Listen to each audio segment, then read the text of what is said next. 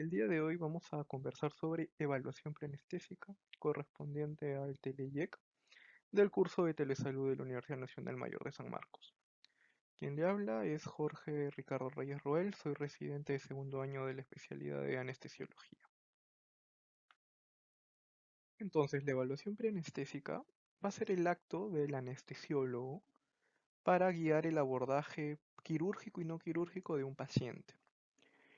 En este mismo se va a ver el estado médico en sí del paciente y los antecedentes personales, la formulación de un riesgo perioperatorio, generar un plan anestésico dependiendo del tipo de cirugía, dependiendo de los antecedentes médicos de nuestro paciente, la medicación que está consumiendo y bueno, otorgar el mismo riesgo previamente ya explicado, ¿no? Luego tenemos que preparar el procedimiento y optimizar los recursos lo mejor que se pueda. De esta manera intentar evitar retrasos y suspensiones innecesarias y también disminuir la morbilidad y la mortalidad posoperatoria. ¿Cuándo y dónde se realiza este acto preanestésico o de evaluación preanestésica? Se va a realizar en la emergencia, en el consultorio y en las salas de hospitalización. Los pacientes que llegan a la evaluación preanestésica son pacientes que tienen ya una batería de exámenes ya realizadas, unas evaluaciones previas, tanto por el médico de piso o el médico de la emergencia, y una evaluación por un médico cardiólogo, ¿no? Que dicta un riesgo cardiovascular. Entonces, este riesgo cardiovascular va a ser el riesgo perioperatorio de que el paciente sufra un evento cardíaco. Y va a depender mucho también del tipo de cirugía, entonces cada intervención va a tener un riesgo distinto. Vamos a tener cirugías de riesgo bajo, como cirugías superficiales, cirugías de mama, cirugías dentales, oculares, ginecológicas menores, ortopédicas menores, urológicas menores, ¿no? Refiriéndome a ortopédicas menores como una cirugía de meniscos o de urológica menor como una resección de próstata.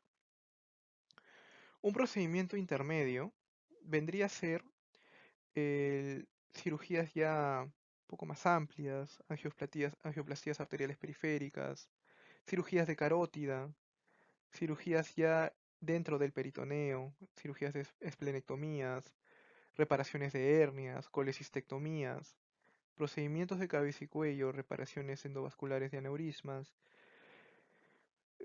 cirugías urológicas y ginecológicas mayores, trasplantes renales y cirugías intratorácicas no mayores. ¿Y cuáles vendrían a ser cirugías de riesgo alto? Ya cirugía de aorta y vascular mayor, revascularizaciones de extremidades inferiores, o amputaciones o tromboembolectomías, cirugía de duodeno, de páncreas, cirugías de Whipple, resecciones de hígado, cirugía de vías biliares, cirugías de esófago, perforaciones intestinales, cirugías de neumonectomías, trasplantes pulmonares, trasplantes hepáticos o los diversos trasplantes que existen. Y con esto vamos a aproximarnos un riesgo de mortalidad, ¿no?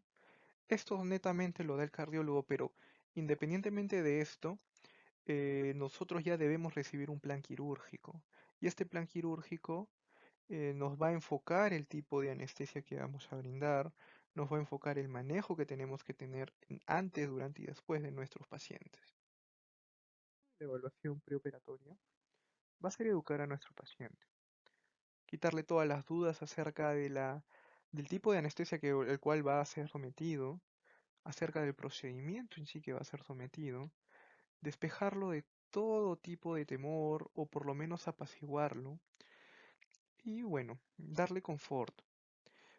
Aparte de ello, ampliar la evaluación clínica, tener en cuenta todas las comorbilidades y los sucesos adversos que podemos presentar, que se pueden presentar, y armar un adecuado plan quirúrgico. De esta manera podemos ampliar o actualizar o solicitar nuevos tipos de exámenes enfocados, ¿no? Pedirlos de manera oportuna, exámenes pertinentes Y interconsultas pertinentes también, sugerencias perioperatorias de otras especialidades, si es que el paciente que padece de alguna enfermedad de importancia, que necesita control y necesita manejo óptimo y oportuno. De esta manera tenemos que reducir todas las cancelaciones posibles, retrasos quirúrgicos y maximizar la calidad al máximo y tan bueno, ¿no? Brindar toda la eficiencia quirúrgica a disposición, ¿no? También satisfacer al paciente y por ende también al cirujano. Tres tipos de caminos distintos, ¿no? Que la cirugía prosiga como estaba prevista, de esa manera se prepara el paciente, se le da las instrucciones. Lo otro es de que se haya un retraso y tendremos que hacer un cambio en la atención, mandando a los especialistas oportunos para que se controlen las comorbilidades, se realizan las pruebas pertinentes y se identifiquen algunas otras enfermedades coexistentes que no habían sido reconocidas previamente. Lo otro es que se aplace la cirugía porque el paciente no esté bien preparado o la comorbilidad no lo permita, ¿no? O hay alguna otra patología principal que que esté, des- este, que esté complicada o que no esté manejada adecuadamente o que de no que contraindique el dicho procedimiento quirúrgico, porque ejemplo, no tengamos un paciente con una insuficiencia aórtica severa, no vamos a meterlo a una cirugía de reducción o de fijación interna o un procedimiento traumatológico sin controlar primero la patología principal, ¿no? Lo otro es de que el anestesiólogo, aparte de estar a cargo de esta evaluación preoperatoria y aparte de estar involucrado en el acto quirúrgico, lo cual nos corresponde mantener con vida al paciente, mantenerlo tranquilo, mantenerlo sin dolor y que la cirugía pueda culminar con éxito, hacer el seguimiento posoperatorio, lo cual es tener un control del paciente, manejo de dolor, control de sus comorbilidades en el tiempo que esté en nuestra unidad de unidad posanestésica. Entonces, ¿qué es lo primero que hacemos cuando vemos al paciente? Sea que nos llegue al consultorio, en la emergencia, lo veamos en la emergencia o vayamos al piso de hospitalización, es ver al paciente, ¿no? Nosotros queremos ver su género, su edad presuntiva, su peso presuntivo, si hay alguna fase característica que nos indique algún tipo de enfermedad, qué tipo de vía tiene, es primordial para nosotros en la vía que tenga, sea periférica, el calibre que tenga, si tenga una vía central. Por otro lado, si está con sonda nasogástrica, Foley, algún tipo de drenaje, si es un paciente postrado, si está oxigenado. Ya esta simple ectoscopía, lo cual es la visualización del paciente, y son las conclusiones que nosotros llegamos a tener solo observando, nos va a ser de bastante utilidad, porque es nuestra primera impacto, nuestra primera ingestión y nuestro aspecto general con nuestro paciente. Ahora, con respecto a los antecedentes, tenemos que tener en cuenta todas las alergias que haya presentado, medicamentosas o alimentarias, tener en cuenta si es que ha tenido intervenciones previas, los cuales nos digan que haya tenido algún tipo de manejo de la vía aérea o si es que es una vía aérea difícil. Ver si es que ha presentado náuseas o vómitos postoperatorios previamente, si es que tenemos antecedente familiar de hipertermia maligna o deficiencias de alguna pseudocolinsterasa. Ver si el paciente tiene dolores de garganta, lesiones dentales o registros anestésicos previos. El examen físico es dirigido, es puntual, va de frente a la patología que queremos ver y al tipo de anestesia que va a ser sometido, ¿no? Entonces, nos importa mucho el estado cardiovascular del paciente, su estado hemodinámico, su capacidad respiratoria, cómo está se encuentran sus pulmones, cómo están plexando, cómo se escucha el pulmón, si es que hay algún ruido característico, ver su flujo urinario, ¿no? Y sobre todo lo que nos interesa es el manejo de la vía aérea o la evaluación de la vía aérea y de la columna, ¿no? Que van a ser el enfoque de nuestra anestesia, ¿no? Principalmente. Entonces, con respecto a vía aérea, ¿por qué nos importa la vía aérea? Porque todo paciente que vaya a ser sometido a anestesia general o a una sedación incluso a una anestesia regional que pueda complicarse y que pueda llegar a una anestesia general, tenemos que saber a qué vía aérea nos enfrentamos. Entonces, de esta manera, nosotros vamos a evaluar los incisivos superiores, los dientes, los maxilares, la mandíbula, la capacidad de adelantar o enfrentar la mandíbula, los maxilares, los incisivos en sí, ver la distancia entre los incisivos y las encías, ver si vemos la úvula, ver si vemos distensibilidad en el espacio mandibular, la longitud del cuello, si tiene un cuello largo, si tiene un cuello corto, si tiene un cuello grueso, y el rango articular del cuello.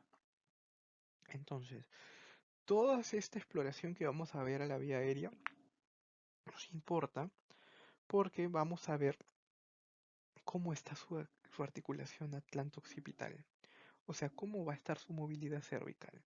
Si es una movilidad cervical limitada, no va a haber una buena apertura de la boca, no va a haber un buen alineamiento de los ejes oral, laringio y faringio, y por ende puede que haya una intubación difícil.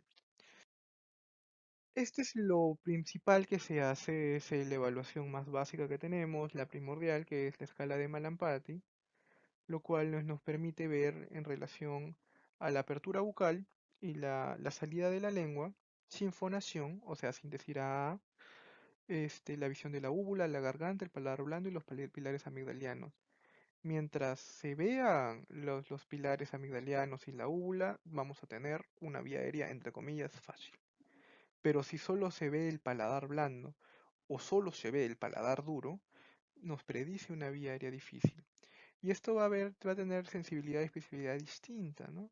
Una sensibilidad relativamente amplia de 33 a 81% y una especificidad de 66 a 81% aproximadamente, ¿no? Hablamos de escalas evaluatorias de vía aérea, ¿no? Mallampati, distancia tiromentonana, distancia esternomentoniana, pero como dije en un inicio, nos va a evaluar cómo es el límite de la articulación atlanto-occipital. Ahora, el tema de la columna, ¿no? Muchos pacientes van a ser sometidos a anestesias regionales, este, que son ya partes más específicas, ¿no? Todas las señoras gestantes se les realiza anestesia regional raquídea o epidural, lo cual va a llevar a que nosotros coloquemos una aguja en el nivel de la columna y se llegue tanto al espacio epidural o subaracnoideo y de esa manera ahí infiltrar anestésico local para generar anestesia, sea sensitiva en el caso del epidural o sensitiva y motora, o sea, con un bloqueo sensitivo y motor en el caso de la raquidia, en determinados niveles, ¿no? Del nivel de la anestesia que queremos abarcar. Entonces es primordial ver cómo está la columna, ¿no? Si es que hay lordosis, sifosis, escoliosis, si es que tenemos buenos espacios intervertebrales y si está alineada en un eje axial, ¿no?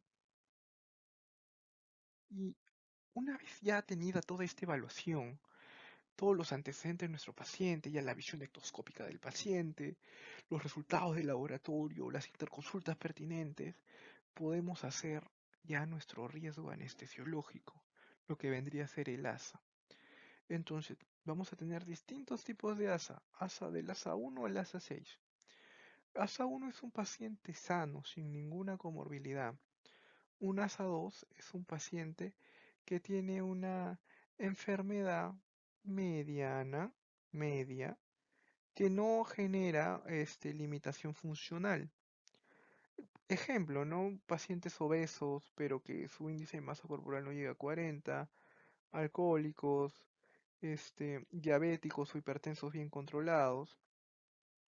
Por otro lado, el ASA3 vendrían a ser pacientes ya que tienen una limitación funcional, ¿no? Pacientes ya obesos mórbidos, pacientes hipertensos diabéticos mal controlados, pacientes con antecedente de algún evento cardiovascular, isquémico o algún evento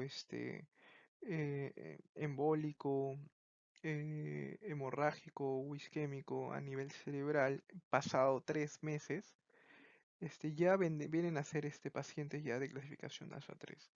Pacientes de clasificación ASA4 es con una incapacidad ya funcional, ¿no? pacientes ya que sus vidas están en severo riesgo.